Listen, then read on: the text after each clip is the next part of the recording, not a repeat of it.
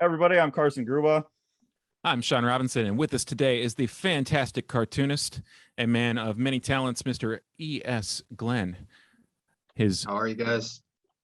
We're doing well, and may I call you E.S.? Yes, please. Okay. Is that what you prefer? Well, you can call me Everett as well, but okay. Yeah. And Everett is visiting us from somewhere in Europe, undisclosed location. How long have you lived in Berlin? Oh, I should have. Oh, damn. Now the assassin that's been after me is going to find me. I got to move. Thanks. Yeah. And that's, I hear the helicopters recorded in the book. Yeah. Yeah. How long you been in the undisclosed city? I've been here in Ambiguous since 2014, moving around actually from Madrid to Austria to now here in Berlin, just running around, trying to make money, hustling basically. Mm-hmm. Yeah. One of the first things that I noted, we were discussing your new book, which I hear that you don't have a copy of yet, and I am very sorry to hear that. It is a beautiful book, one of the best new comics I've read in a very, very long time. This is Unsmooth #2, Bum. And I have number 1 as well, but we wanted Amazing. to hype. I love to see it. I love to see it in your hands, guys. Well, I don't have a copy myself. You do not have a copy of this one either? I have a copy of that. Okay. But something about knowing it's really there in your hands right now is very satisfying, I have to say. But I don't have a copy of Bum. It's been in customs for a month. I'm devastated. I don't have closure. It was a very emotional book. You read it, so yeah. I wrote it for closure, and I would like to, like with the first one, that was like me at like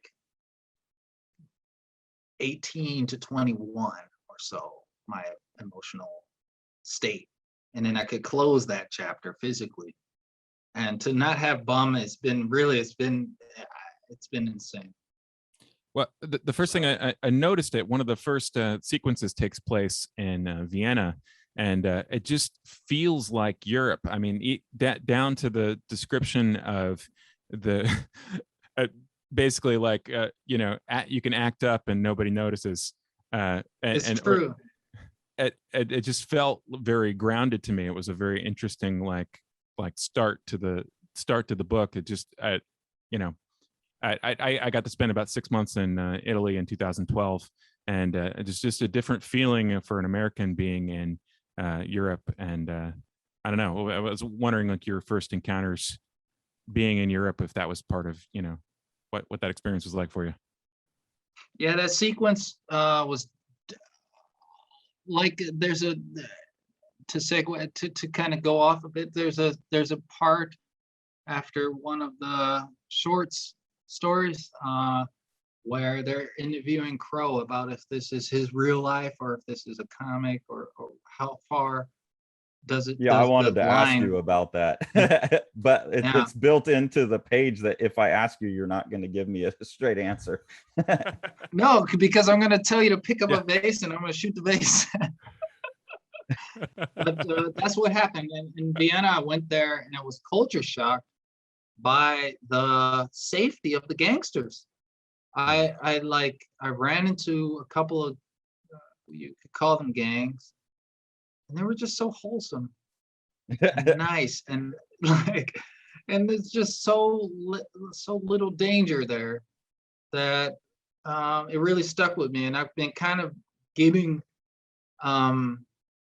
comfortable here because I mean, not completely, but I can walk between a gang of tough looking guys and they'll just say, "Hey, how are you?" And then I learned, obviously, I'm interested in real mafia stuff. And through my random encounters with people I don't know and will never be named, I learned, because every country has a mafia, come on, but I I learned that it works a lot differently here. It's less violent. It's less in your face. It's less dangerous, and I think it's nice. It reminds me of Japan, actually, where it's the criminal enterprise is not so frowned upon. It's just an alternative lifestyle. So right, integrated into everything else that's happening in a way that, you know, is smoother. yeah, Well, and that's why I finally found the scene. Sorry, I have a bunch of sticky notes, but I was like trying to find the specific scene. Like there is a sense throughout both of the books that because you're in the book as yourself and you name yourself. Your avatar, right? And yeah, the character is an artist who's like, well, I'm not making money at the art stuff, so screw it, I'm gonna go get involved in criminal stuff. And then it seems to be partially autobiographical, so the temptation is to say, like, are you really involved in this stuff? And that's what this scene is like, oh, well, I'm not going to answer it, I'm just going to shoot the vase for you. But it's a really compelling, whether it's all true or not, it's a really compelling setup, and the way that you present it, there's a believability to it where, like, I'm like, I don't know, I think E.S.Glenn is over there like pulling some heists, and you know, he's doing some comics and painting on the side. So I really like that aspect of the book. yeah. And isn't that interesting? I think one of the things I like about culture and history is that you have these characters that come up every now and then that blur the line between story and reality. And you hear their life stories and you hear what they're doing, and you just, at least for me, I'm just sometimes amazed that they chose to record whatever they chose to record. And I have that on the sticky note. I wrote fiction and reality. So that's like exactly there. We should say, and then I'm interested in the fact that, sorry, go ahead, Sean. We should say before we get any further in, this is told in I would say like a semi-anthology format, where if you're not reading carefully, you might find that you think that these are all separate stories, but the reality is that this is a really interesting narrative technique. I don't know if I've ever quite seen it like this. I was trying to think of a term for it, and I was thinking about nested narrative. Almost like modular, because you've got these little units that you move around, right? And sometimes these units are lyrics that a character is working on, and sometimes these units are a piece of poetry, or you get an excerpt of somebody's diary, or you get a VHS cassette that they're watching, which is hilarious, by the way. That's a whole sequence, and all of these little nested units on first blush seem to be unrelated, but we start to realize that it's almost like somebody's sitting there flipping a TV to different channels, and yet the same story is playing out on every station. Sean, you nailed it. That's exactly it's a technique that I would like to pioneer. It's something I hope is newish. Yeah. And it is definitely conscious and on purpose. And I'm glad you recognize it. Actually, I get more satisfaction from hearing that than probably anything else in my life.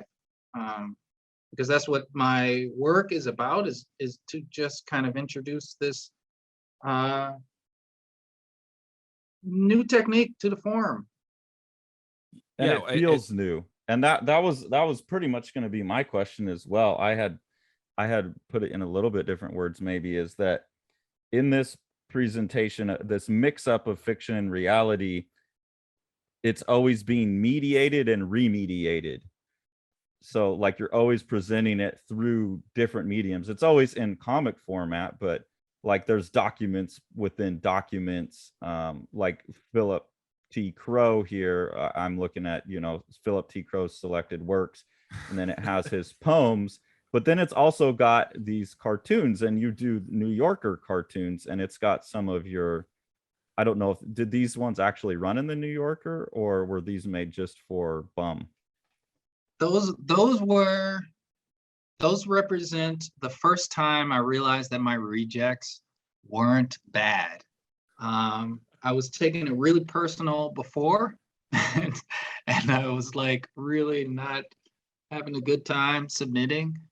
And then one day my editor and I were talking on internet, and she didn't even know I sent those. And I had already posted some on Instagram, and she was so in love with them that she welcomed me to like resubmit some stuff that I did. Mm. And so I kind of wanted to, I'm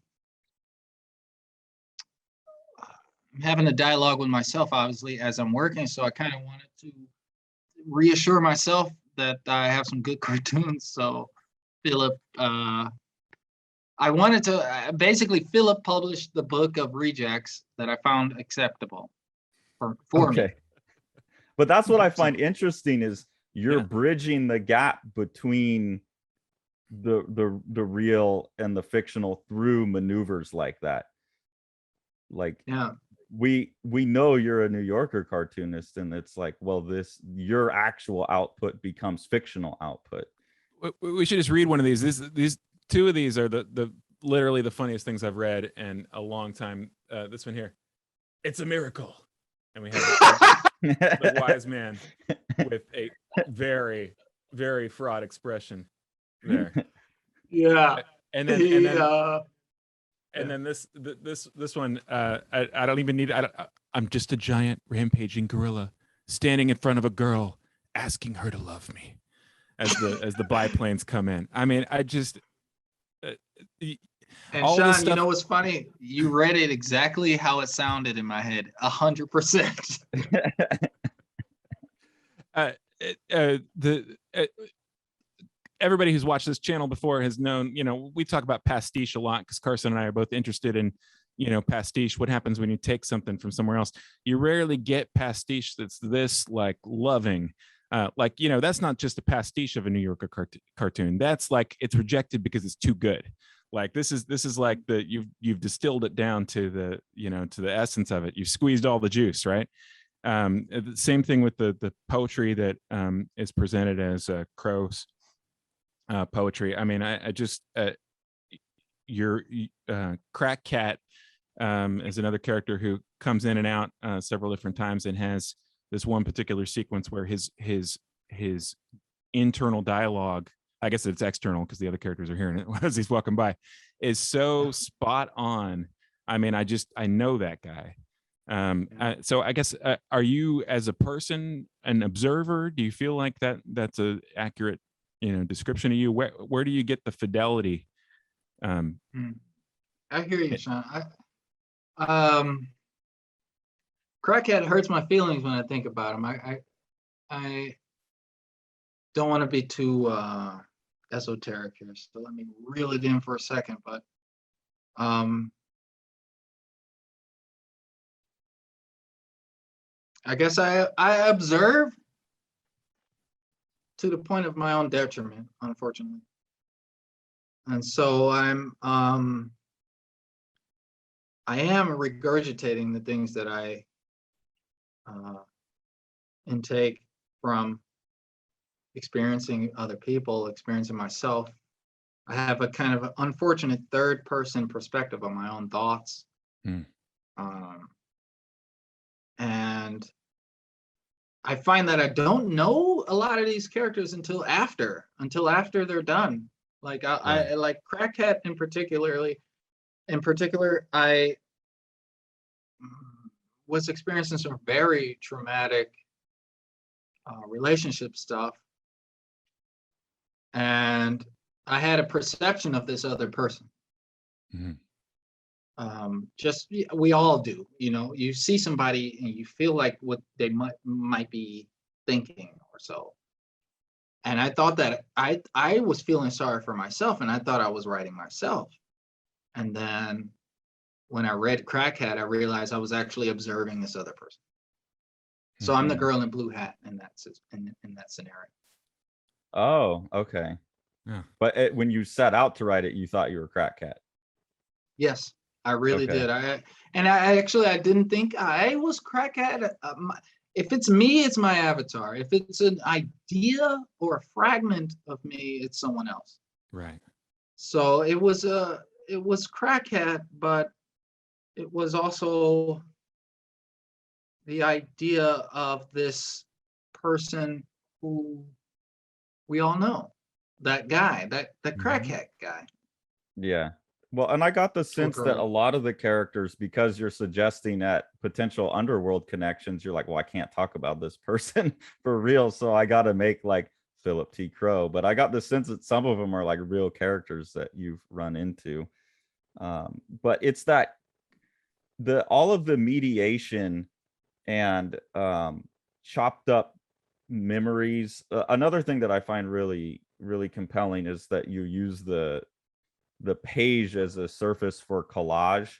So there's a lot of panels that looked up like ripped up photographs that are collaged on top of what's actually going on now. It's an interesting way to show memory. And that sequence collage was really formally I have that compelling. page. Yeah, I have that page open.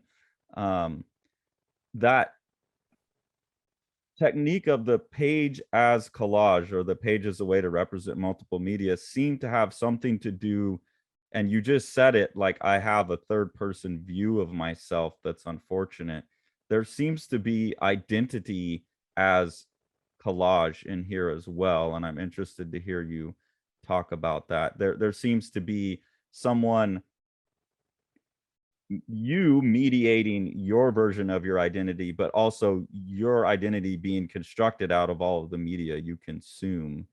And I'm just wondering your thoughts You on that nailed idea. it, Carson. You nailed it. You said exactly what I would answer. I mean, it's really Sorry. I have to kind of piece together who I am. I have my memory is terrible. I don't know if it's psychosomatic or what, but I do live a very real existence. And I think this is why I'm attracted to criminality as well. That, the day I wake up dead, that's my day. That's my present. Now I'm living in the past, and the one moment that is the most true is that the final one, which means how long is my life, And so I devalued memory very early on, and it just kind of stuck in my head, where I don't really have very strong memories, and I have to kind of tell myself stories about what my past is and what my feelings are, what I like, who I like. It seems like there's a certain. Okay. I'm sorry. Is that what you mean by the third you. person, that you're like narrativizing always? I'm not the narrator. I am the protagonist of my life, and I hope for a narrator, and I think that hope is a kind of a replacement for religion, or a sort of a God sense of a watcher. Mm-hmm. And because of that, I kind of do the job that I want someone else to do, that I want God to do, or something like this. Although I do believe in this extra further existence, but I just try to take care of it myself. Seems like there's a commonality in a lot of the characters where their sensitivities are, what's the opposite of encouraged? That they have to shut off these sensitivities in order to function with the lot that they have, and there's a fairly interesting, I mean, I found this very compelling, like the first scene with your avatar in Austria, where the tree branches are implying different messages, and some of the messages are verbal. This is on page 6, Carson.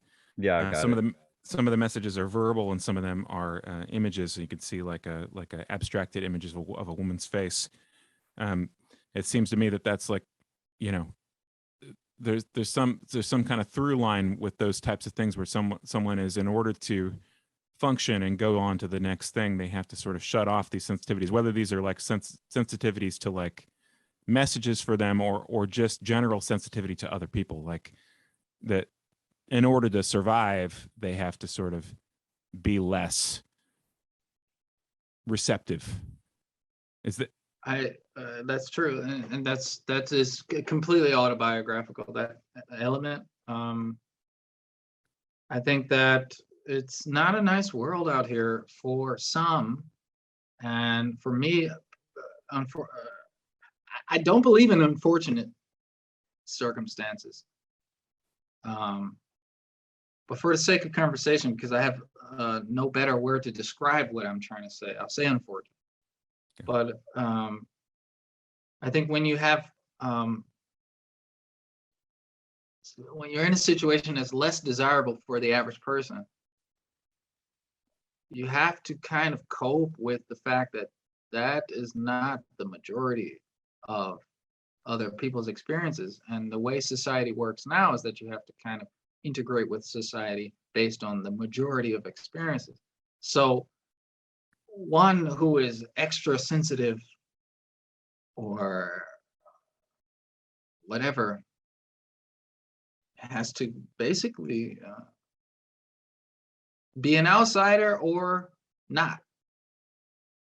Right. And again, this is why I'm so attracted to criminality, because it's an alternate society where certain aspects are just different than our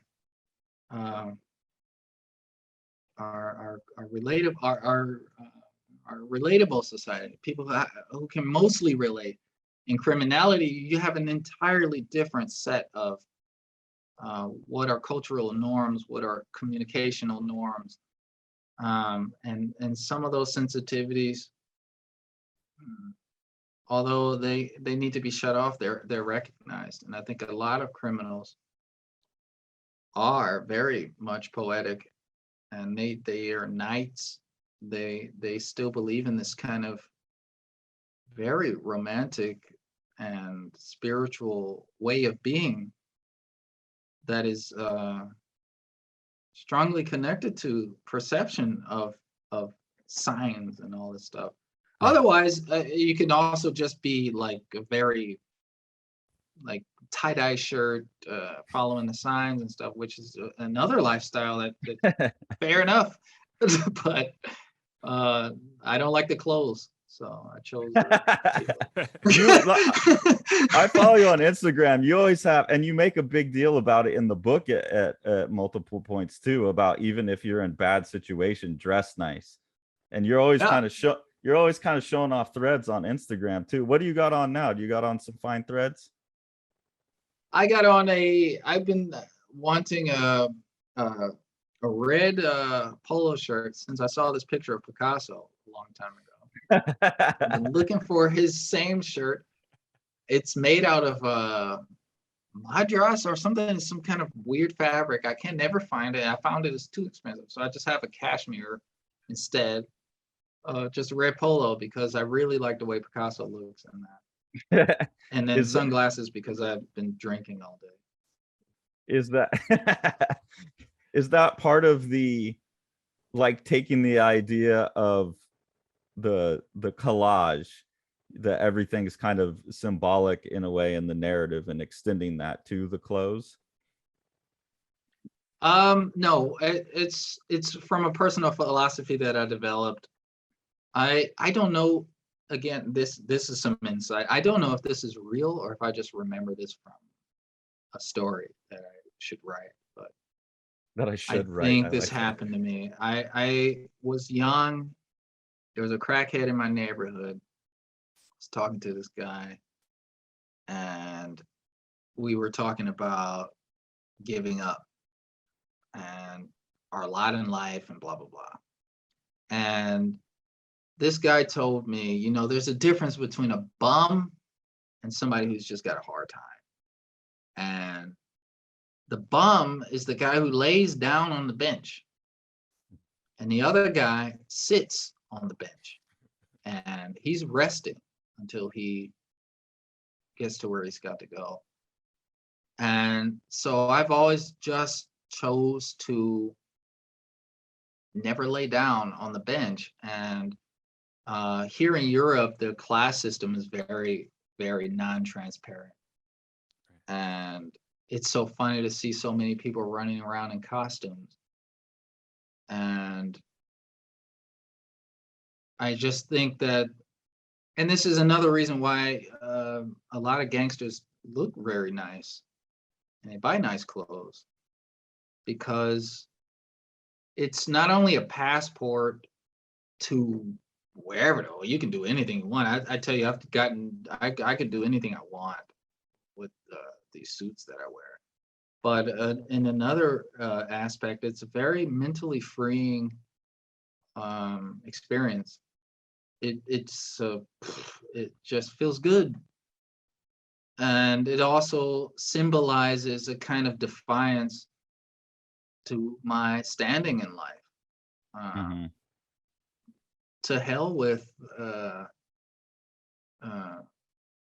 being a broke poet, cartoonist with no money that should just lay down on the bench. If I have the ability to go into Sotheby's and everybody's, oh, Mr. Glenn, what do you want? I'll do it. Yeah, feels good. Why not? I like it. So I have two questions spinning out of all that then, based on what you said. The first one is, you're talking about the criminals kind of operating in this, it almost seems like other narrative, and going back to saying, well, we don't have God anymore. So, and Crack Cat says something along those lines, that in a meaningless world, you have to create your own meaning, basically. So do you feel that the I don't know, non-criminal world, or I don't know what the word would be. I don't know what the word I'm looking for, but the regular world is operating under one kind of overarching narrative structure, and that does the criminal element have its own overarching narrative structure? You mentioned that they think about themselves as knights and things like that. No, that's culturally. That's just how they structure themselves culturally. But I think we're all the same, honestly. I do buy into that idea that we're all one entity experiencing itself. I know it's a new age thing, but I really can empathize with literally anyone. And I've never been an exclusive type of person where I want to exclude others. I don't think criminals are somehow separate. I think they occupy the same space as prisoners. I was watching some video the other day about how to make a frying pan in jail. You take 2 cans and then you like melt some wax, and it's just your circumstances dictate how you should live. And then if you want to live a certain way, you have to use what you have. And that's just what separates these cultures, is what they have. I think your observation about the clothes is so fantastic. It's interesting how little people have a direct access to that as a method, because I think that we have a tendency, especially as Americans, which is of course, like me and Carson's perspective, especially that class is this thing you don't talk about. And so you just happen to have the costume on, right? You're at the Girl Scouts, you wear the Girl Scout uniform. You're at Little League, you have the Little League uniform on. You're at school, you wear the shirt and the pants, right? And the jeans. But for me, like the first time I dressed up is when I was street performing with my wife. And she told me, that's beautiful, by the way. Thank you. She told me, you can't wear that. Like you have to dress up. You have to present yourself in a certain way if they're going to give you money. And I couldn't believe that was the case. We bust all over. And when I had that jacket on, I had a suit jacket on. Anything else, as long as my face was cleanly shaven and my hair was clean and I had a suit jacket on, it was like we were this welcome surprise, right? And the few times that we tried it without that, it's like, who are those people? What's going on there? Nailed it. It's like, you nailed it. It's weird that people don't have access to that. It's almost like you have to have an identity that allows you to hop from place to place in order to have sort of practical access to that information, you know?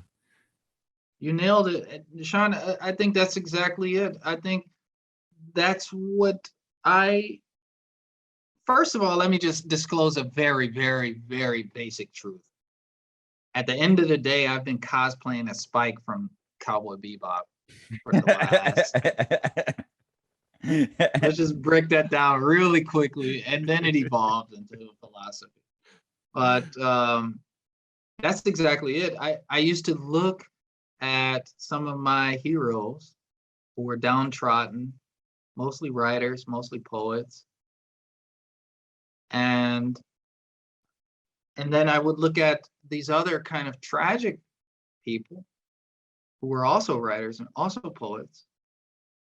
And I would look at just how the world perceived them, because they are only famous or great because of how they're perceived. It is not you can't put a value to art. And I tell you, the most successful ones just looked good. Right. You talk about Picasso, right? I mean, the man would sit there with his body covered with paint and his white half toga, and he would do the thing that he was going to do, right? That is part of the presentation. That's it. It's like he presented himself in a certain way. And one of the most funny characters that I think about, and I love to bring up, there's another guy, because I don't want to, I do want to think about Basquiat and his Armani suit. And it's just an iconic suit. Congratulations. But one guy who I find to be the most interesting when it comes to aesthetics was Dali. And I think this guy was a bit of a hack.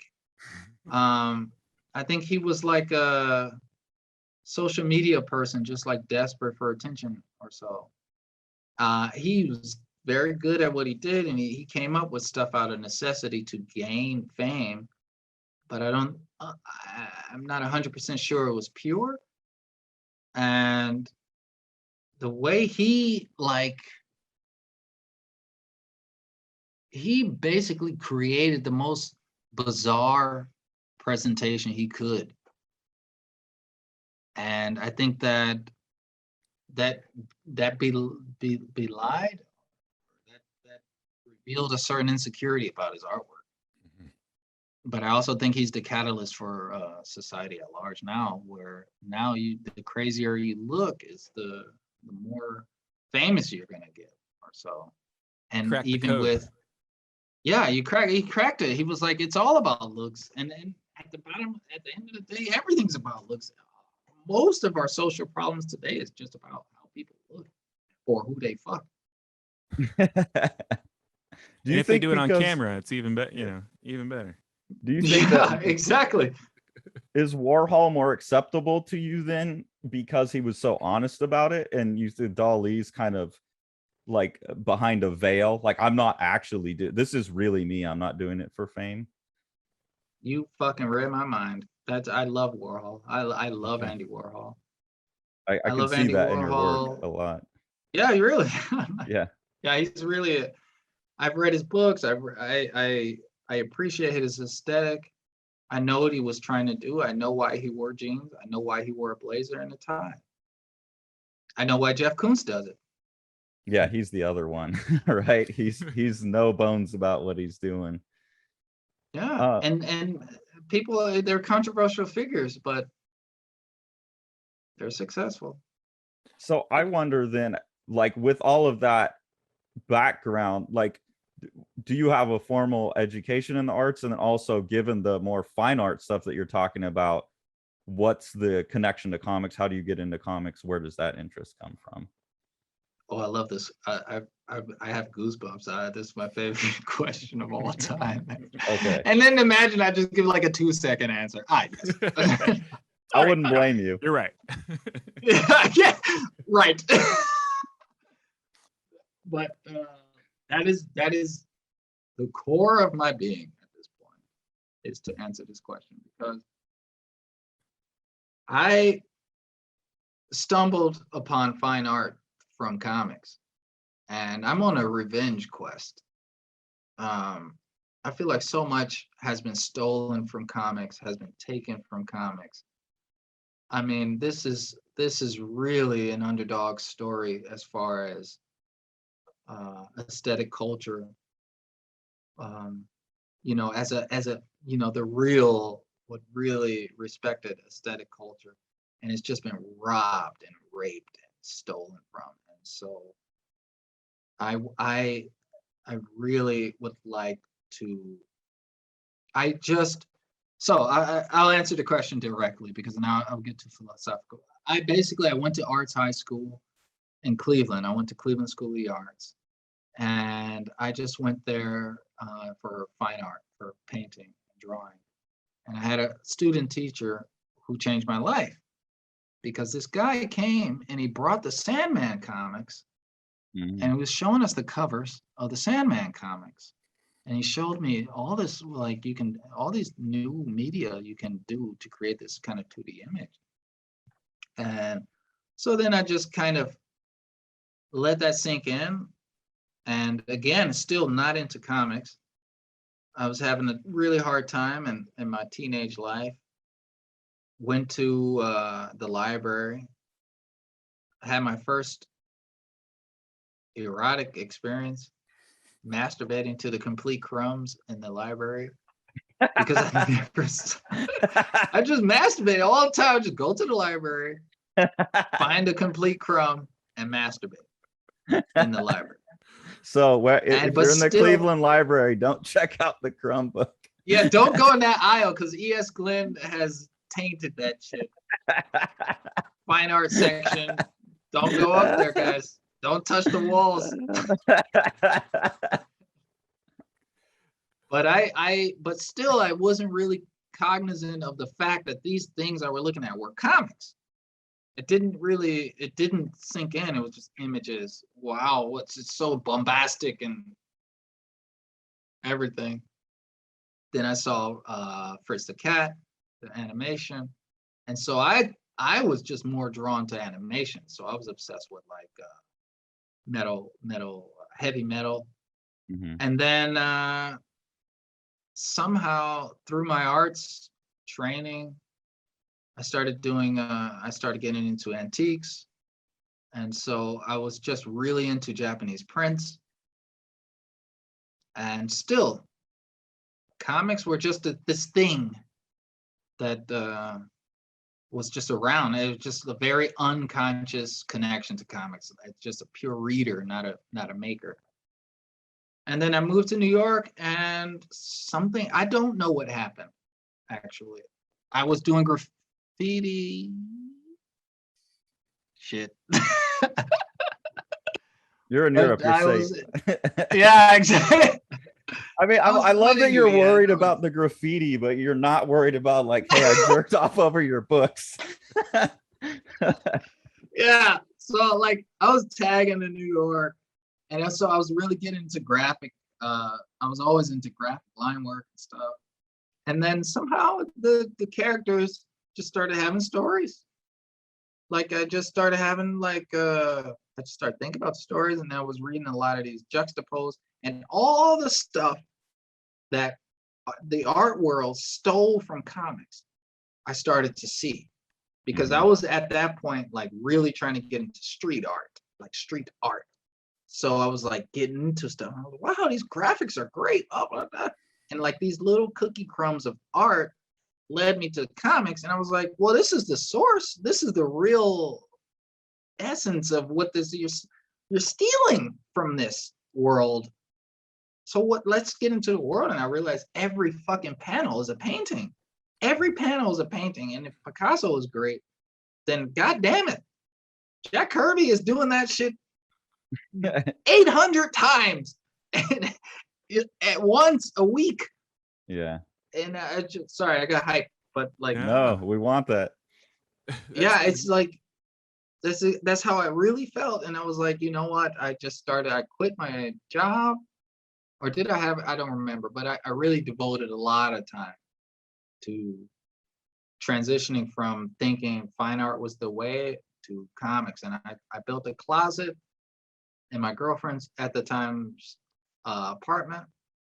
I built a little studio. I had a very wildly different style because I was still trying to be more like street arty stuff. But I really just drew comics from that day that I had this epiphany till now. And I remember like one of the first things I did was like just get all the Mobius books.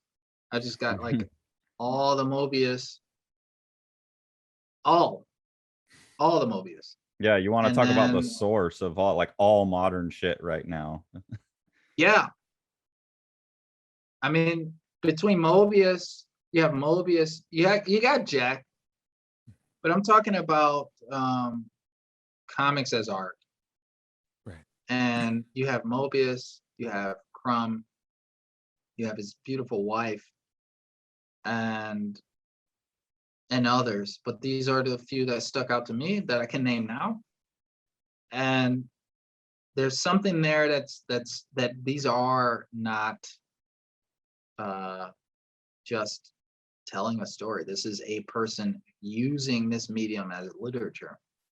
And then of course I upgraded to all the 90s guys, like Ware, the whole 90s crew. And I found a lot of stuff on the ground. It's like as soon as that world opens up to me, I tell you, I was not looking for it, but I would just be selling clothes in Brooklyn on the street, and just someone would give me a comic. I got my first Best American Comic series from just nowhere, and it just was what is this? I was noting the what I perceived as the Ware influence. It might seem, if you guys have read Bum, when you're listening to this, that might seem like counter intuitive, but not only noting the Ware influence, but almost thinking that this was like an anthology in a sense. Like I said, like an anthology of yourself, like almost imagining like that you're reading this Best American Comics and wishing that the pieces were speaking to each other. Because your stylistic variation, and also just the way that sort of these things sort of butt up against each other. And there's a sort of deliberateness to your drawing and your use of color that reminds me of Ware too.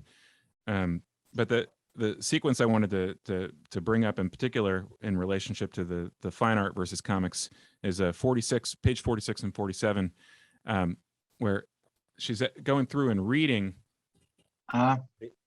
this comic, and then she's having all of the conflicts from the manga that she's reading happening in the background behind her, and then it transitions smoothly into a fine art gallery at night.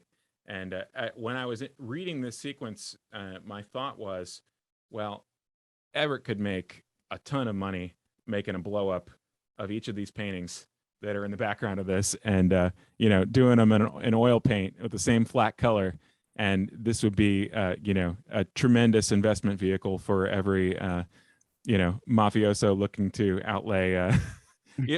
I don't know if I've ever seen in a fiction somebody bringing up the fact that so much of the fine art sale is driven through money laundering efforts. I'm a bit afraid of it, but I'm also hoping that somebody gets a good idea, because I know. One second. I believe that money laundering through the arts is the arts world anyway. It's not a new idea. Right.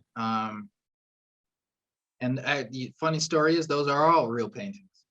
I wanted to know that because I had the exact same response that Sean did, of like, these are each such fantastic compositions and pieces. Like, I wanted to ask that. I wanted to get to that. You're also painting. These are real paintings that you've done. I was a quite successful painter in Vienna.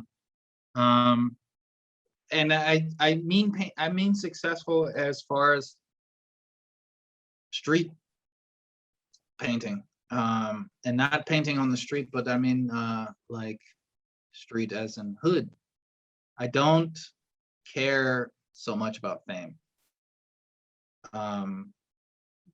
Because of the things I like to read and just what I've attracted in my life, I've been lucky enough to have friends who are in the arts world, who I respect their opinions, and they have friends, and they all agree with the symbolic nature of my painting. And I don't need a gallery or prestige to hustle those paintings. So I found myself in Vienna for a number of years, sharing space with the drug dealers daily. But I was just, while they were running for supplies, I was running for paintings. But we found ourselves in the same space, and I was just running around the city selling paintings to people. And a lot of those paintings were flat because of my ukiyo-e education, where I was very attracted to, and I'm sorry to talk like a politician, guys. No.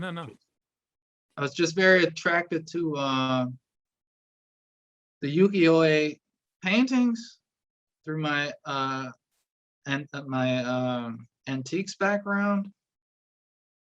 And so I just went flat because I just liked the style and the immediacy of it. But I also, underneath all those flat paintings, is a very, very esoteric and emotional kind of abstract painting. And I do it all the time because I am quite into esoteric shit. So I'm always underneath the flatness of everything that I do. There's very much expressive lines and splatter and craziness. And one of my big dreams is to kind of, and I'm still on the point, guys. I'm just long-winded, but like one of my big dreams is to kind of show my ultimate process. And I've had I've drawn some diagrams of how this will be, because what I love about art is that a person will only get the final product, but the mystery is in what is the artist doing?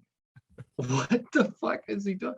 And I tell you, so much shit that goes into those little paintings. Wild shit that you wouldn't believe.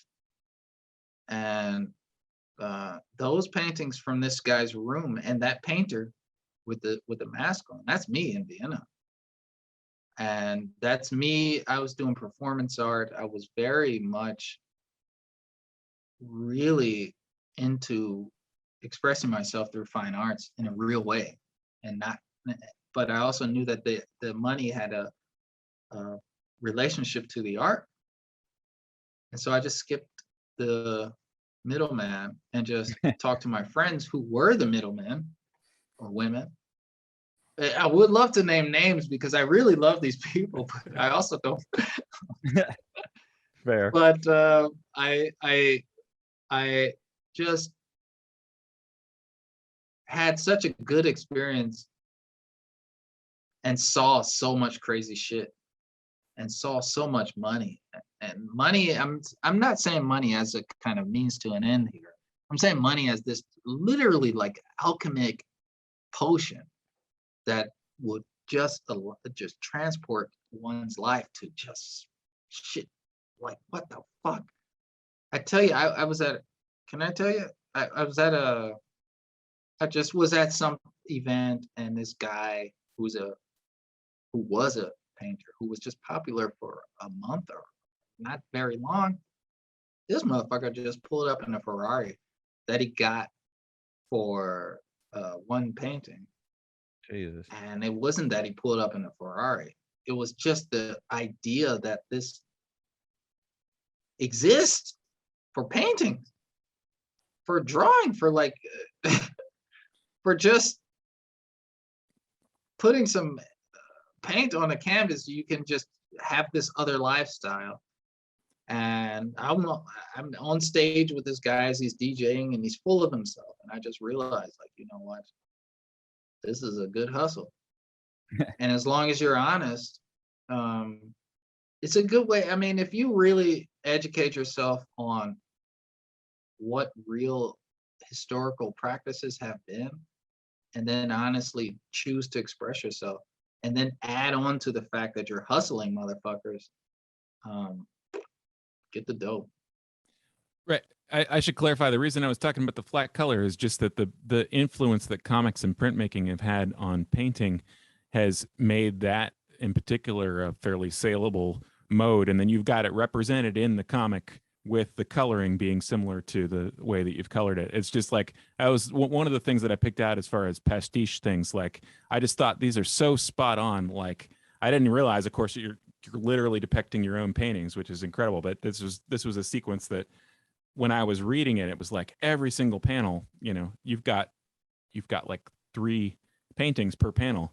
It's just like, this is an amazing amount of work to depict this. And it was just, you know, I was just thinking about like the money that is, you know, potentially there in comics compared to the, like you're saying, the fine art world where there's all these other different things. It just seems like from a practical standpoint that, you know, it's but that's the thing. I choose comics, man. Right. I tell you, I'm on a revenge quest.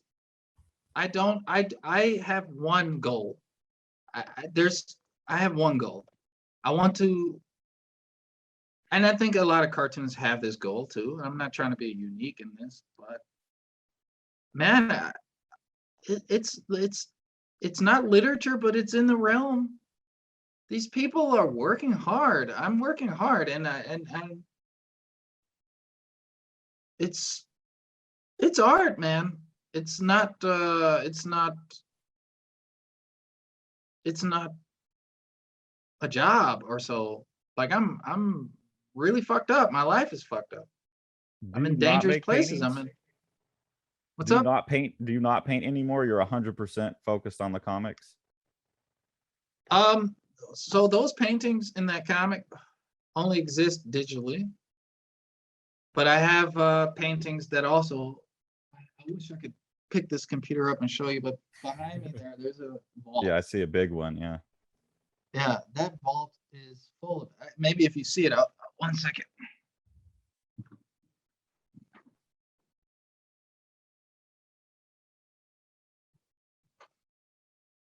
Yeah, okay. With the nice little bow tie up there too.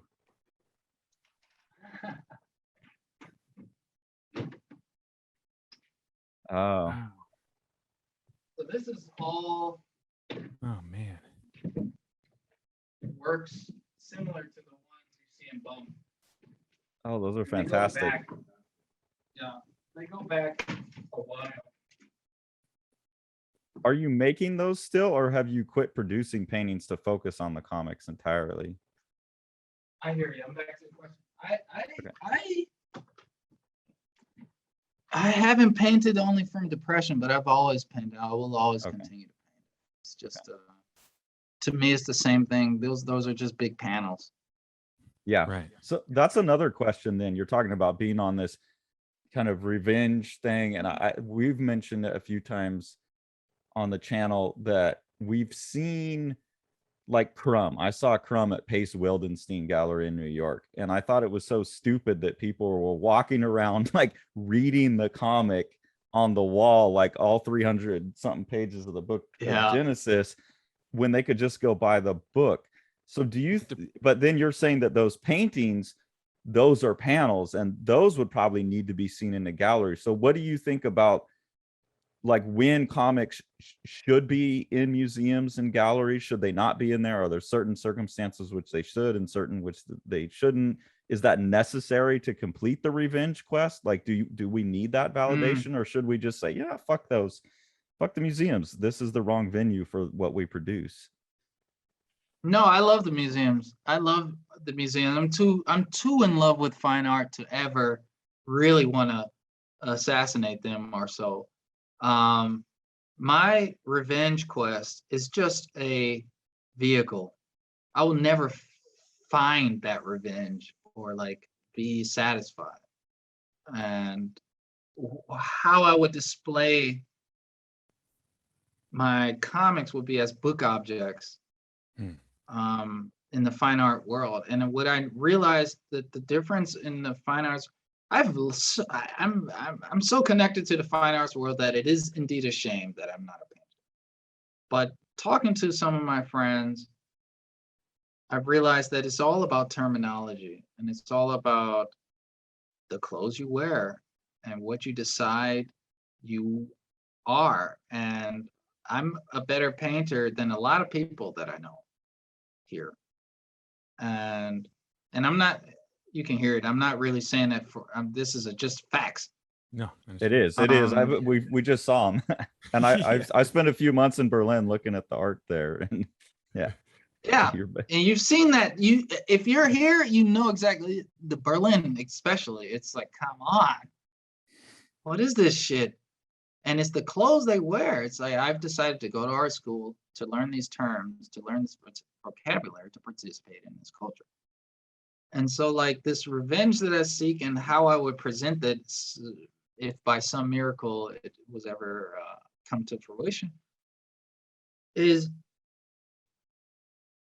you would see those paintings on the wall, and then there would be a case of comics, whatever page is open, in a case.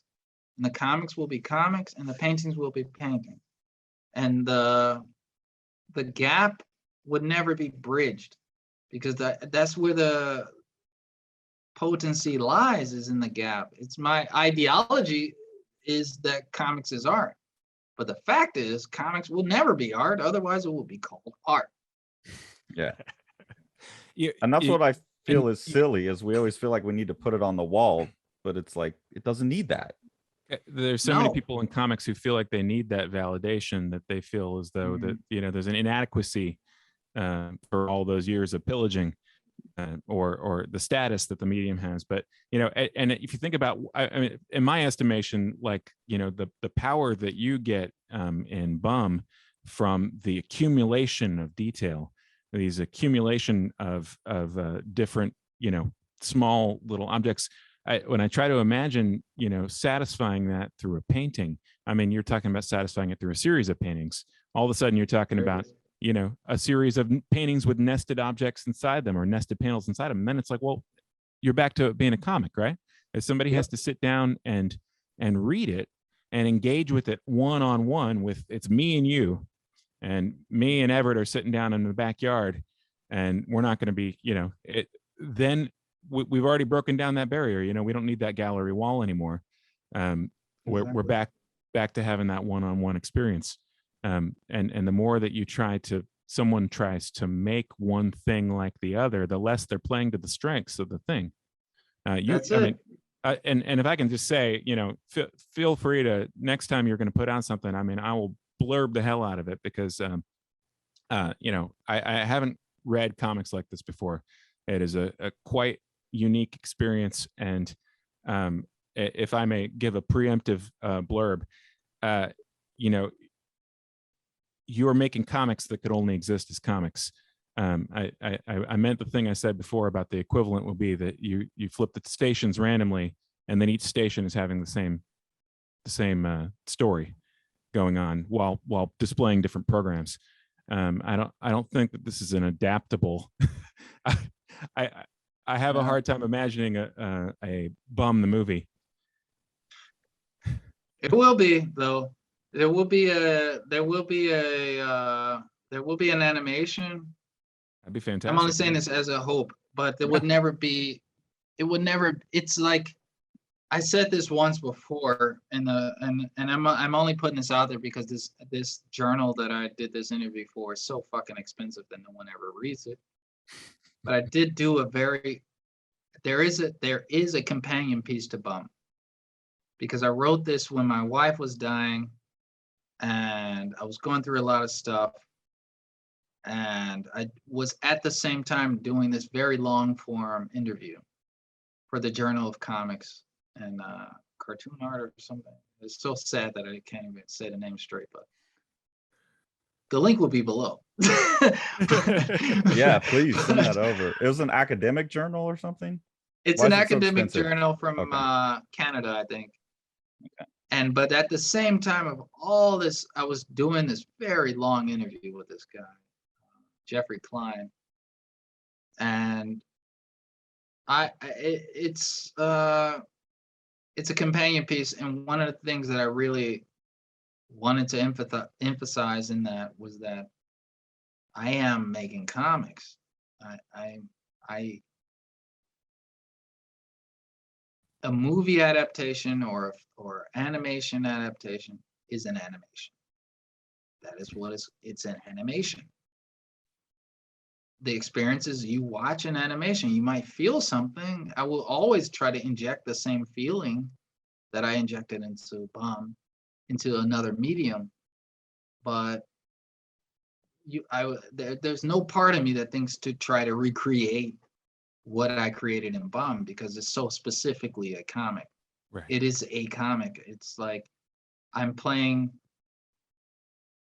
I don't want to give away secrets, but I am purposely playing with people's eyes and where their eyes go and what certain words lead to certain pictures and certain pictures. If those pictures are disrupted and you see that it's not a picture, it's a TV, or if you see it's a photograph.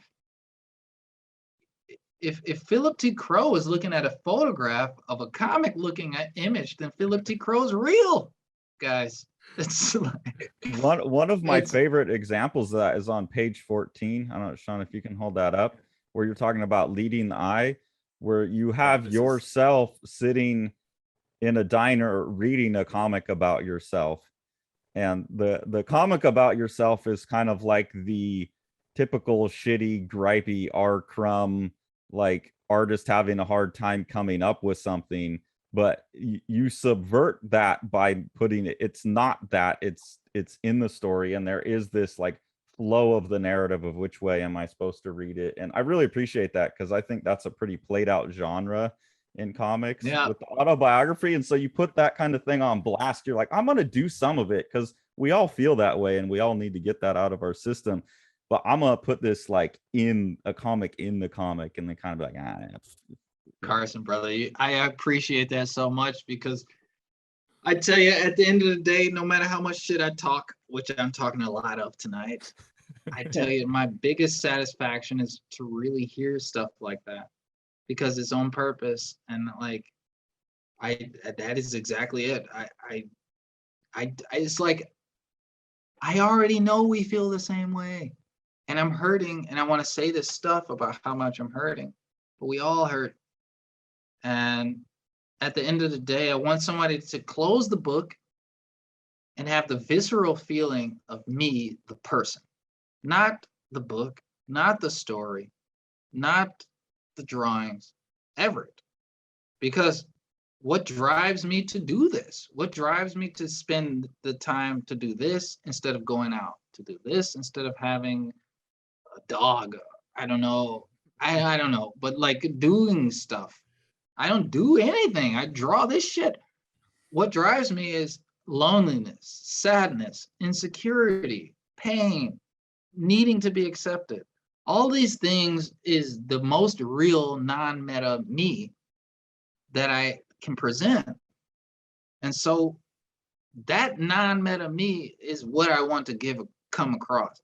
And that's why I feel like our medium here in the world of comics needs more of that, because what we have now is people not understanding that when you read Haruki Murakami and his stories, or Somerset Maugham, or Virginia Woolf, you're having a conversation with the author. You're not having a conversation with the characters.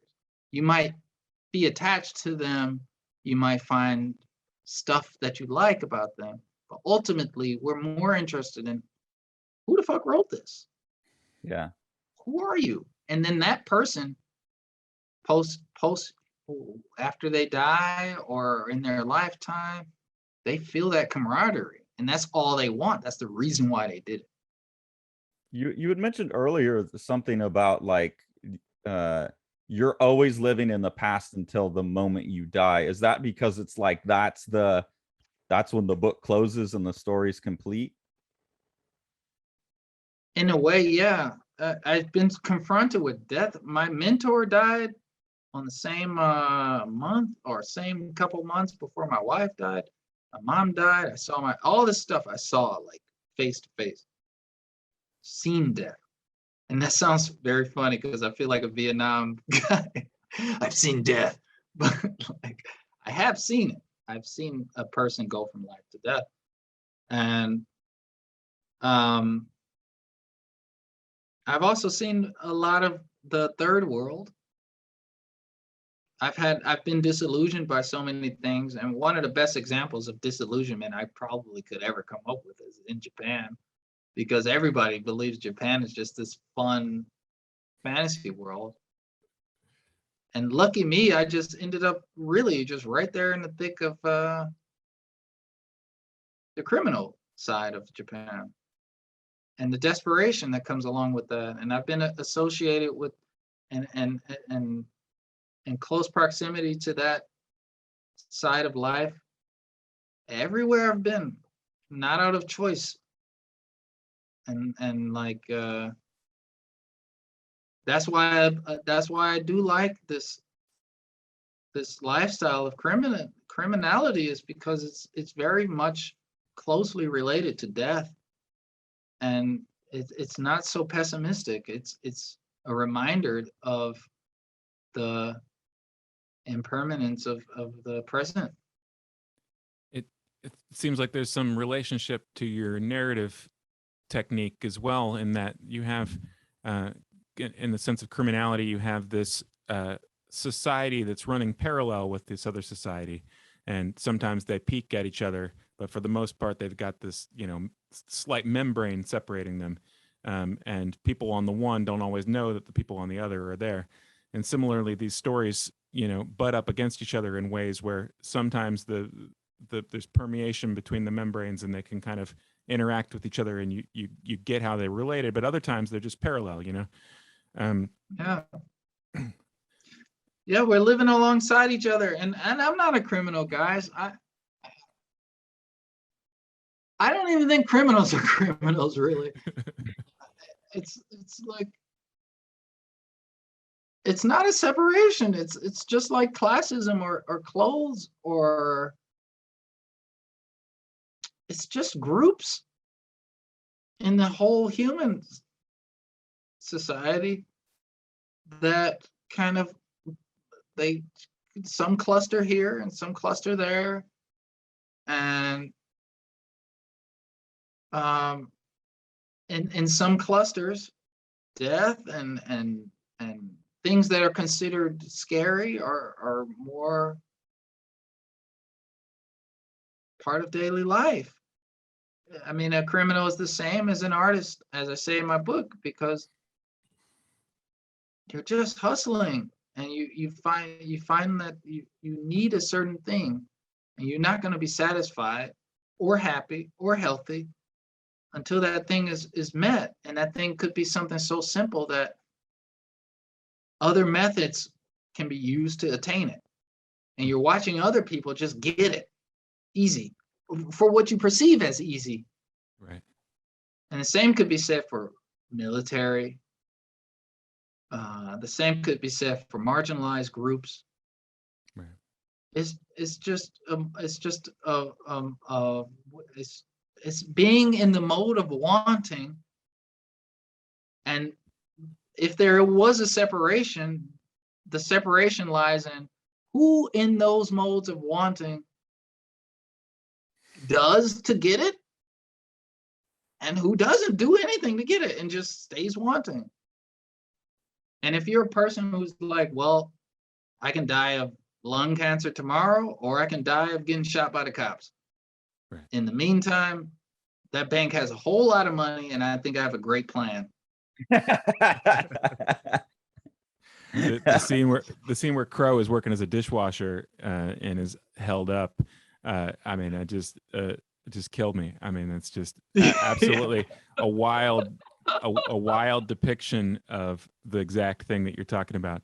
All of a sudden, these two groups intersecting, and one of the groups going, "Oh, I recognize that." I think yeah. Wait a minute, I'm out of here.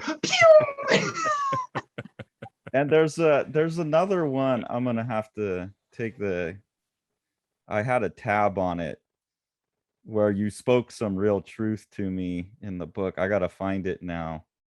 Damn, I've wasted my whole life trying to catch a lifestyle that looks so easy to get. Y'all artist type always get to this point so late in life, and y'all always so surprised that this shit ain't easy. What you need is a brand new kind of gig. And that spoke to me so much. And actually, I just had a moment last night along the lines of what you're talking about.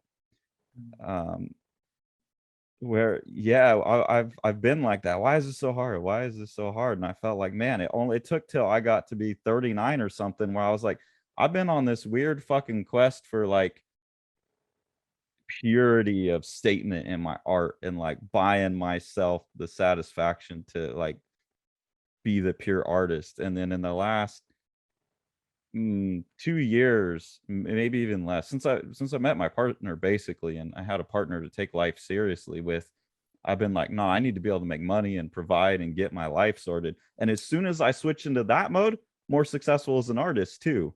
And so I had this moment last night where I was thinking about the Sean, I mentioned this before, that Ethan Van Sciver had. So why don't you and Dave just come do a fucking superhero book for Comicsgate? We could sell, hundreds of thousands of dollars. And me and Dave were like, nah, man, like we can't do that shit. It's not art. And last night I was like, fuck it, I'm gonna think up just like a fun, stupid superhero book called MILF, like monster impaling lady fighter.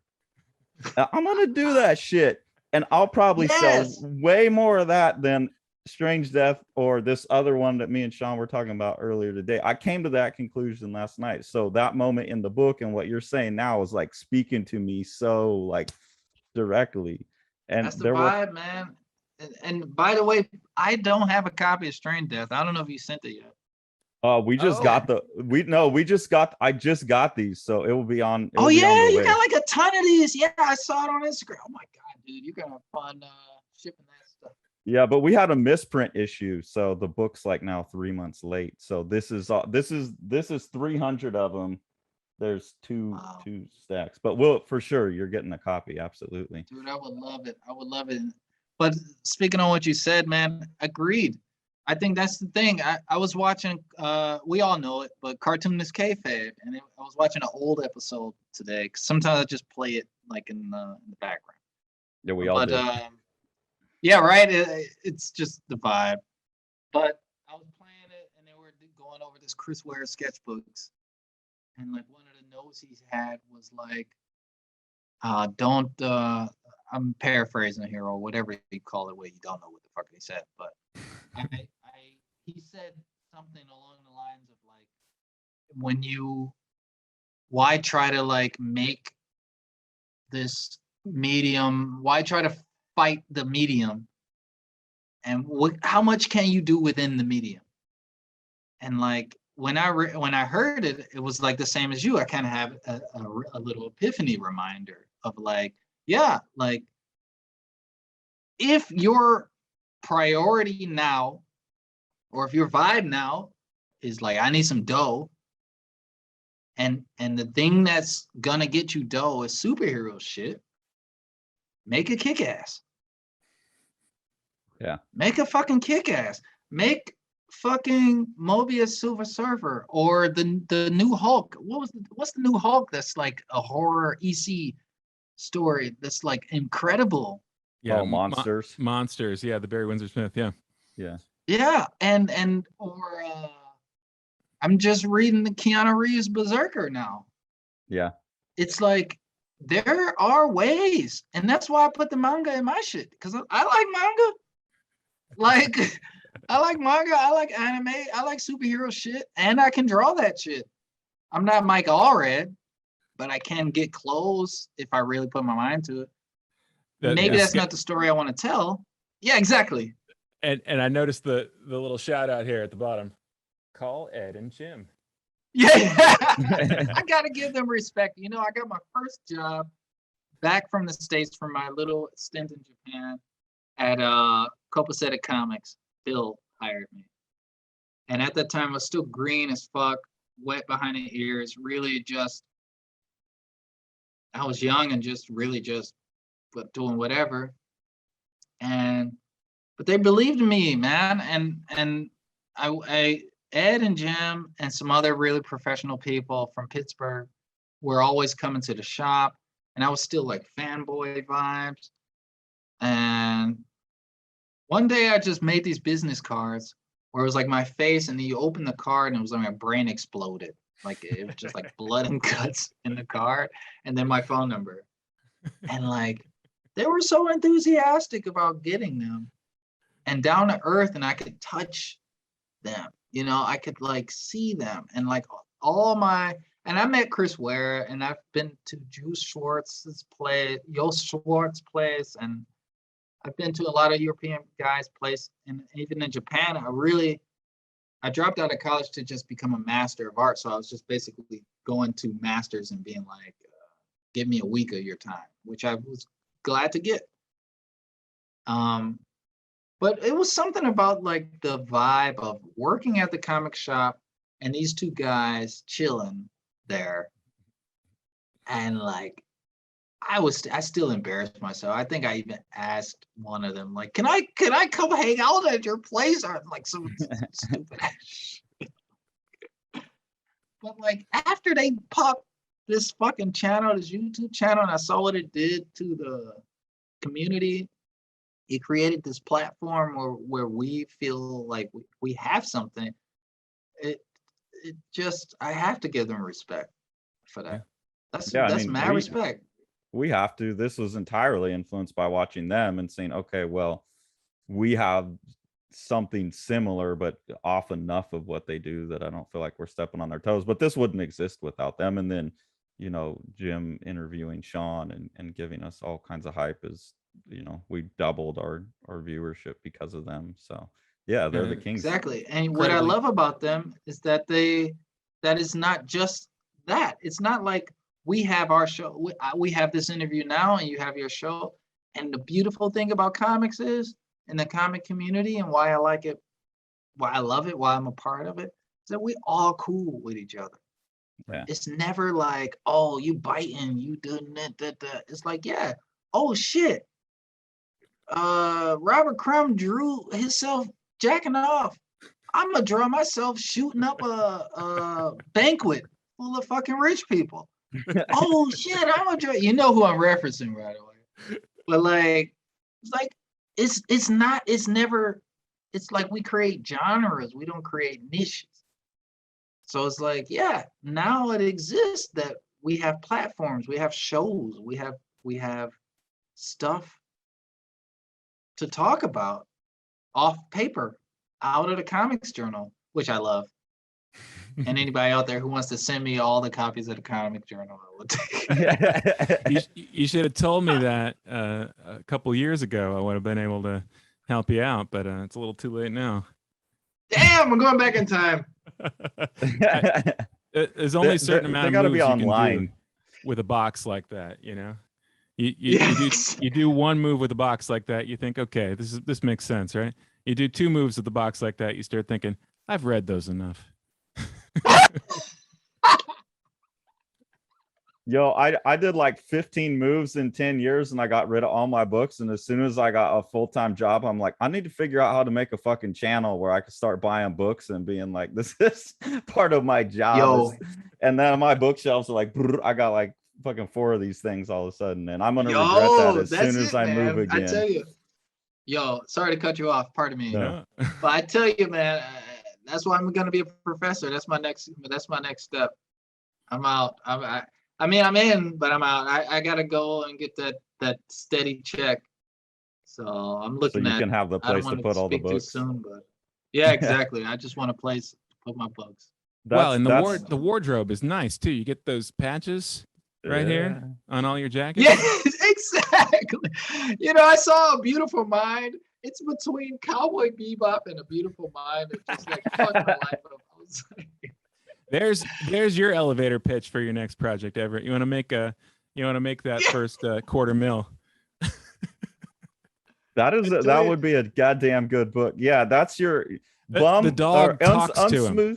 Unsmooth 3 is like happening on the side, but A Beautiful Bebop is like that's wow. That's your money maker. I'm gonna write that down. A Beautiful Bebop is gonna show. Thank you, Carson.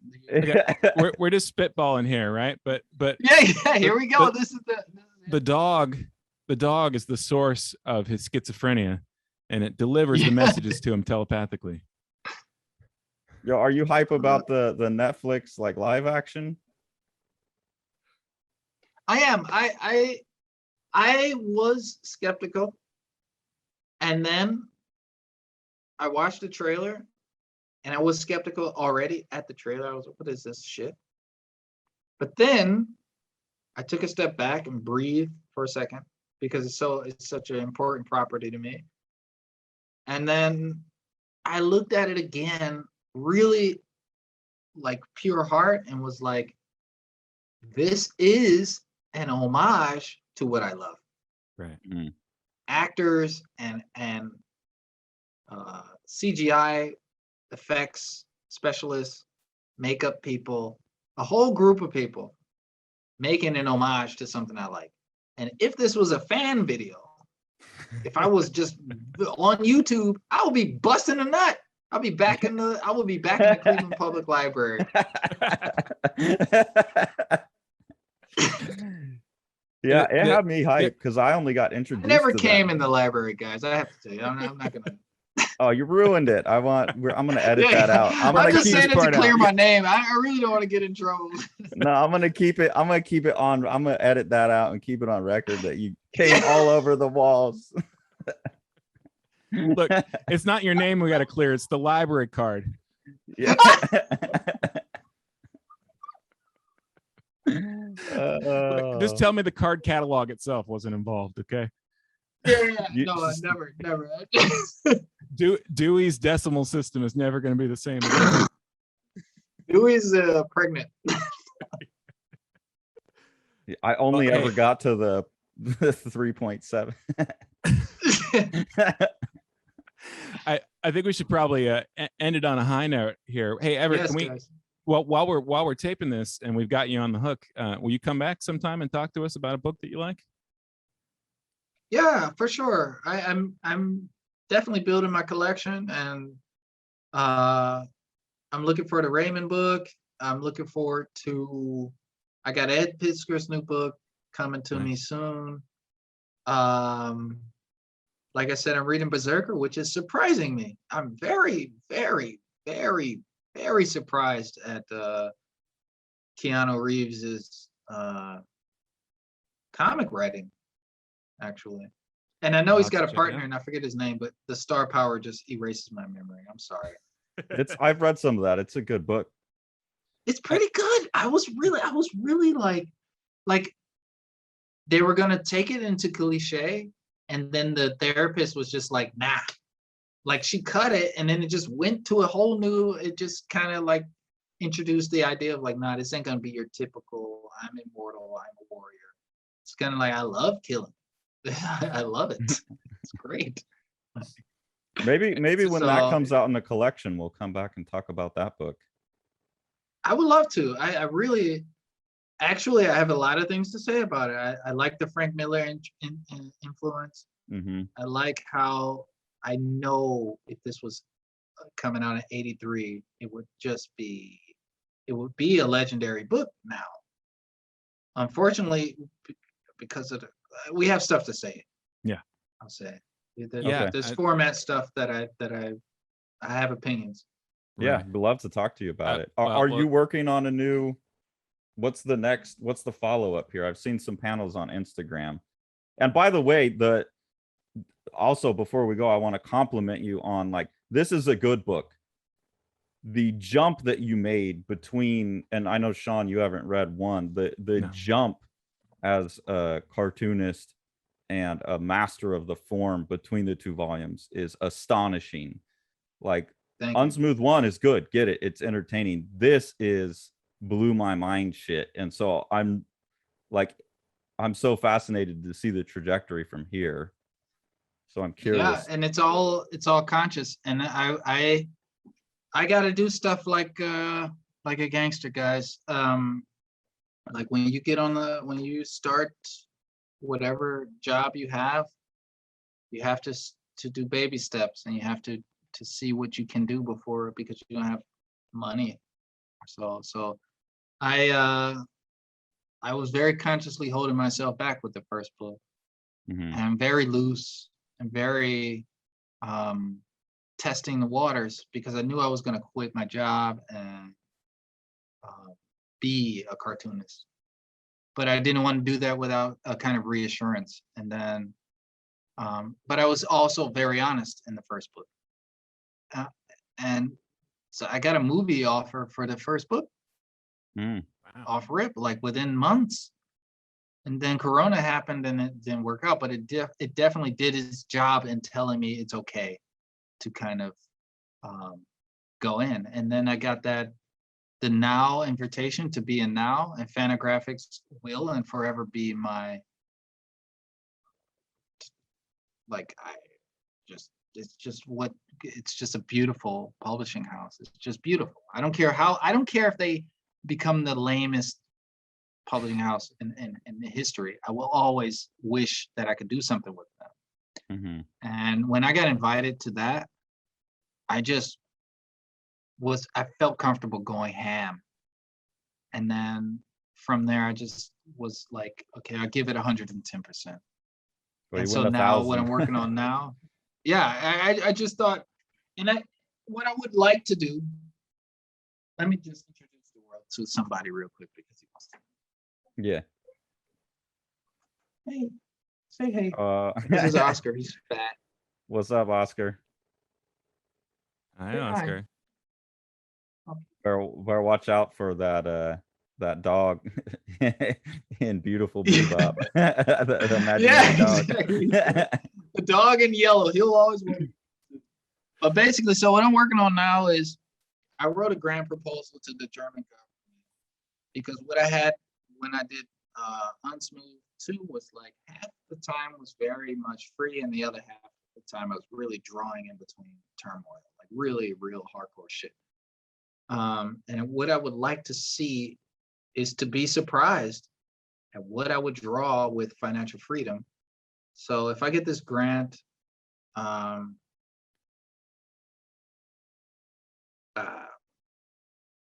not going to hold back anything. So I'm just pretty much going to, like I said, I do see these things as chapters. Unsmooth 1 was very much a conscious first book that I knew was my first book.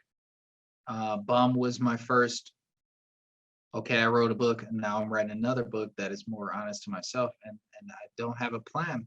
I don't have a, I just know that there's a vibe I need to feel when I'm drawing.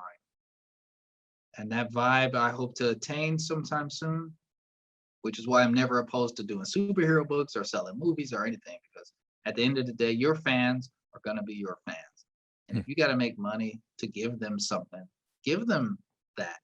And they don't have to see the movie you made, because maybe it's shitty, but you're free to fucking draw more shit that they like.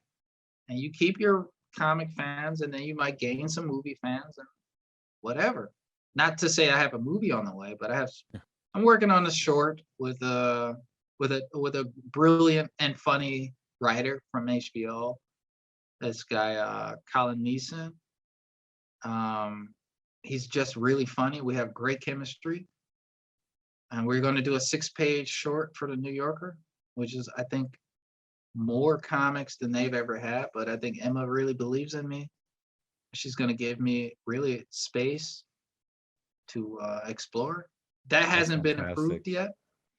Yeah. So from there, I'm hoping to get my grant, start teaching somewhere. I got shit in the pot to just try to have a bit more freedom to really, really, really, really write something that is strong. And I've got a lot of material that's building up. Some sketches there's some glimpses. I'm at a point in my career, and I'm sorry I'm long-winded, I'm gonna stop in a second. But I'm at a point in my career now where my wood shedding I do through work.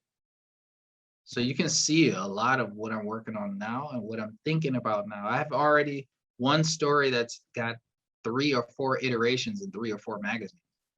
There's like a Dutch or a British magazine called Huck that has a version of it. There's an anthology in Amsterdam that has a version of it. So I'm basically doing all my sketching and all my story, like working out the story through these. And even in this New Yorker piece, it's a version of the story that I'm working on. So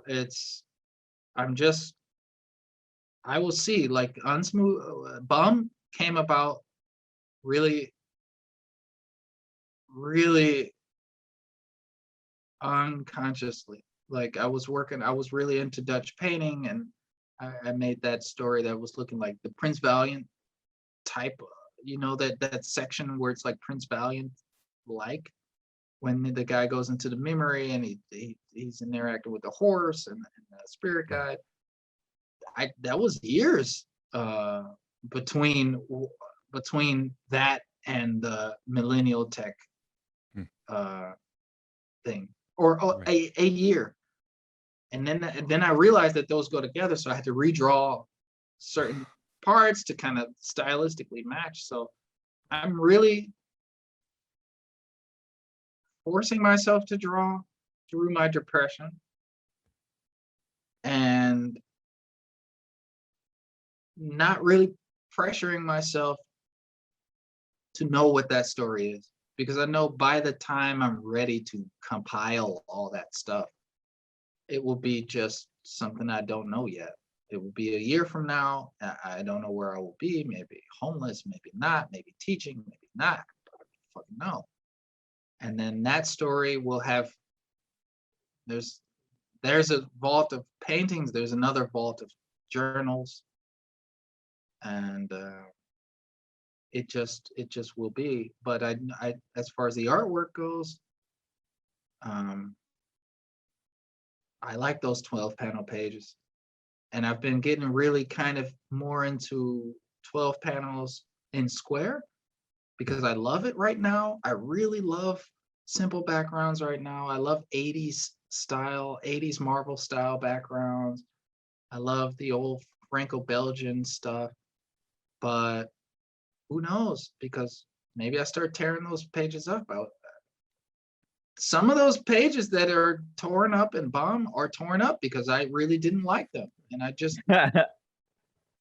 I wanted to tear them up, but I also have a responsibility to kind of share that narrative to people.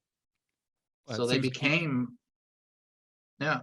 It seems like there's an advantage to the narrative technique that you're developing, in that you can use discards or portions of things that maybe are rejected on one grounds and incorporate them into the larger narrative. That's exactly it. And that's how you get to the bottom of the autobiography, because the autobiography isn't me as the person, which is why I would never do a straightforward autobiography ever. It's me as the artist and the art that I produce. So if it's some artwork that I don't like or highly embarrassed by, which is that studio of the blue man with the long nose, I was embarrassed by that art since 2014. A lot of that stuff is from 2014 when I was in New York trying to be a painter. And I was highly embarrassed by the sexual nature of it and like just the way it looked and trying to do surreal stuff. But the responsibility of, if I'm going to be an author, I have to put it somewhere. And that story of that guy's studio is my studio. So whatever I'm doing now is just going to reflect what I'm going through now, which is a lot. Not a whole lot. I don't want to say a lot. I don't like self-pity, but like the panels might reflect that. If it's something complicated, maybe you might see tiny panels. Right. Or if it's something I hate, maybe it might be torn up. Or if it's something that feels disjointed, it might be torn up. Or it might be very simplified, like the last few chapters of Bum. Because those moments, I was very happy in Vienna. I had an apartment. I'm a resident cartoonist in that magazine in London. I was reading a lot of crime comics, and those simple squares just happened. And I could tell that story and stuff like Doppelgangers, that chapter Doppelgangers, where it's just, I am fighting myself.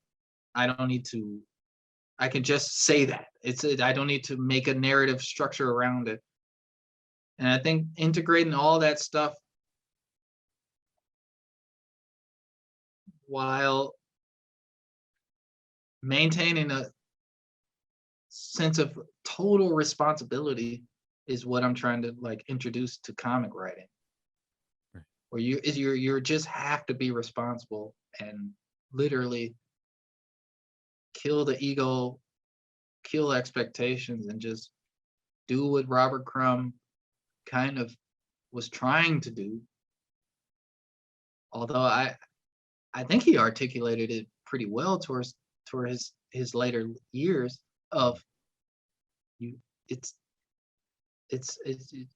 like you have to just really do it. You have to really share yourself if you're going to be in the realm of autobiographical or semi-autobiographical or literature-esque type of comics. You can't really have an agenda. There's some panels in there that I'm afraid that maybe offend people, but it's easy to do these days. Yeah.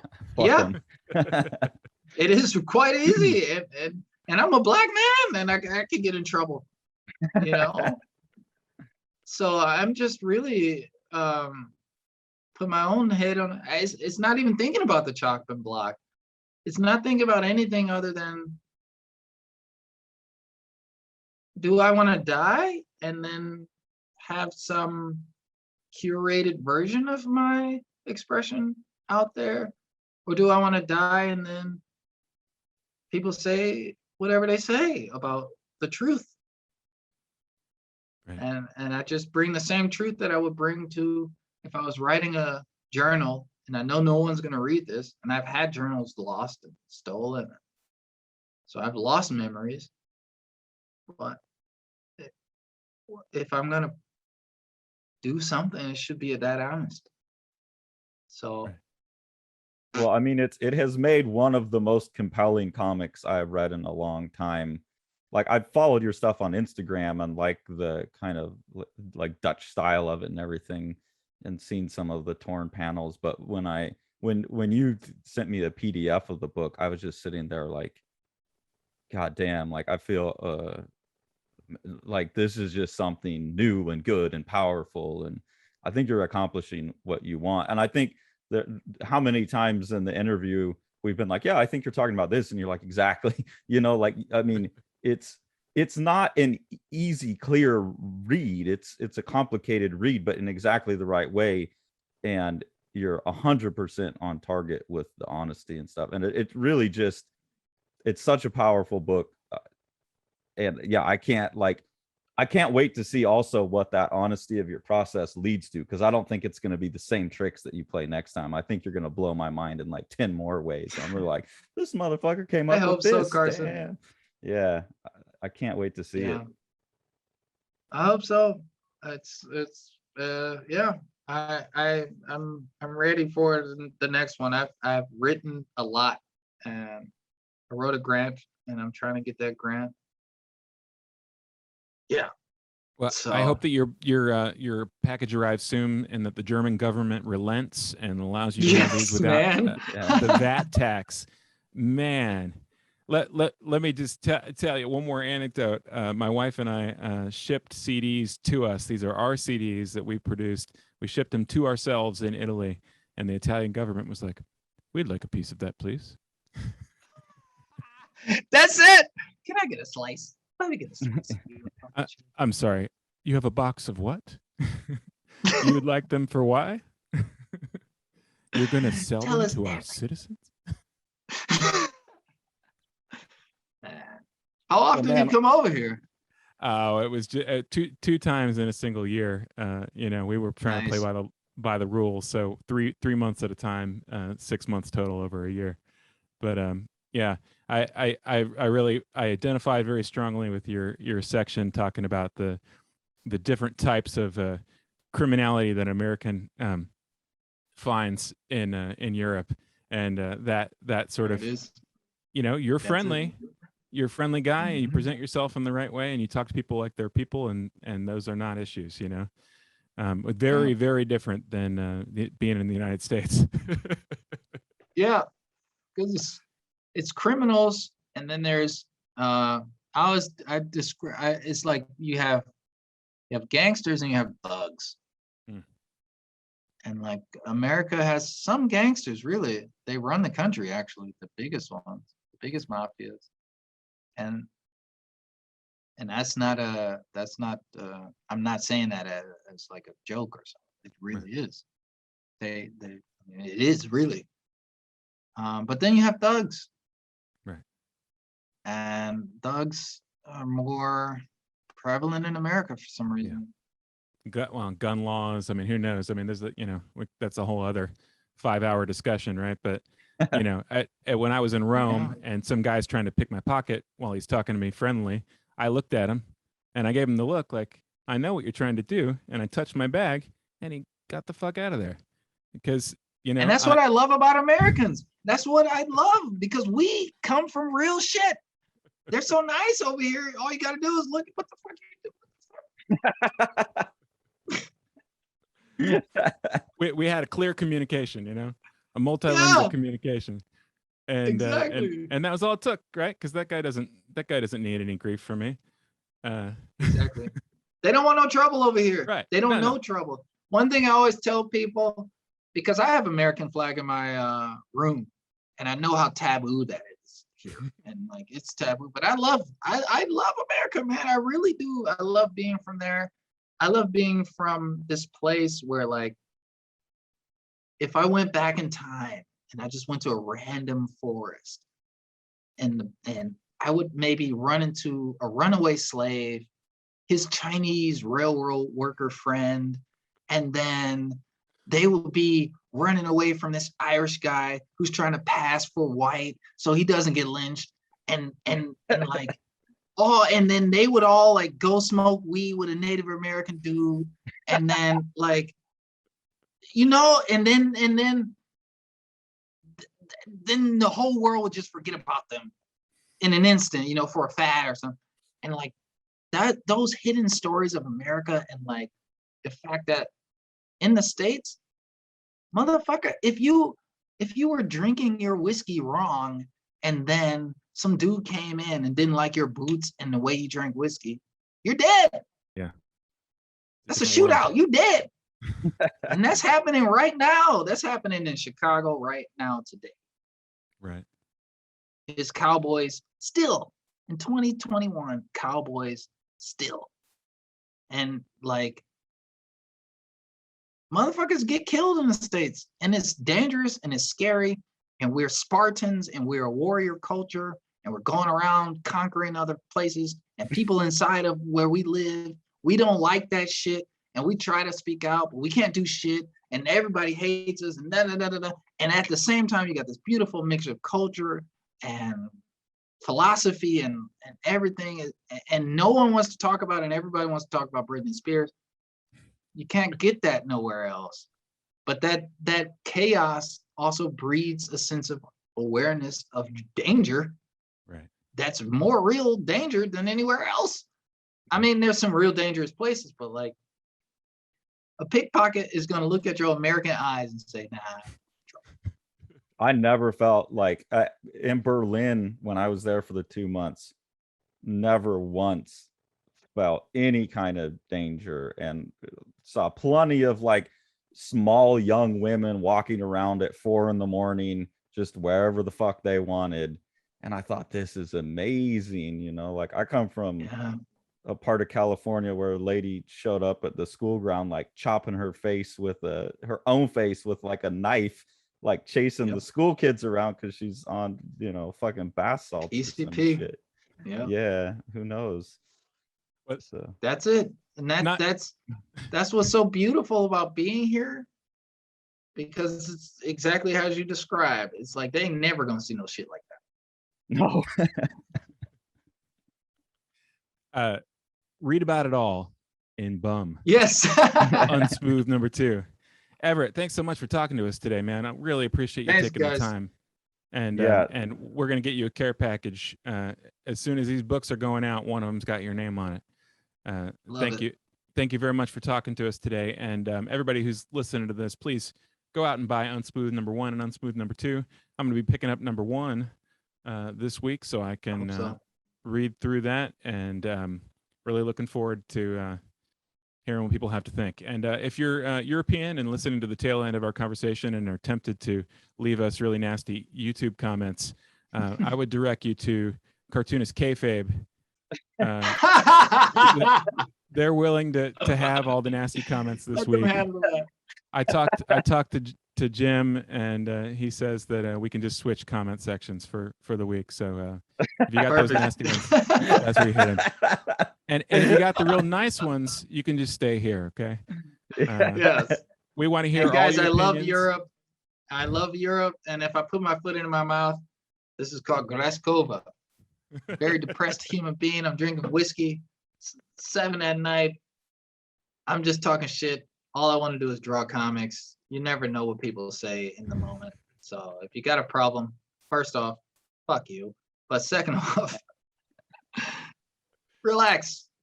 Yeah. Just words on paper, folks. Yes. And with that final fuck you. Thank you all so much for watching. And Everett, we can't wait to have you back. It's been an absolute pleasure. We'd love to come back, guys. It's so beautiful. Take a look at those links, mash that subscribe button, and fuck you.